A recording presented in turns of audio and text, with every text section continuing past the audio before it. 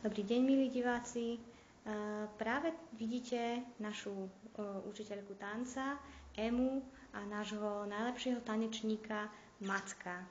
Macko je najlepší tanečník v Mexiku. Prišiel nás pozdraviť svojim tancom.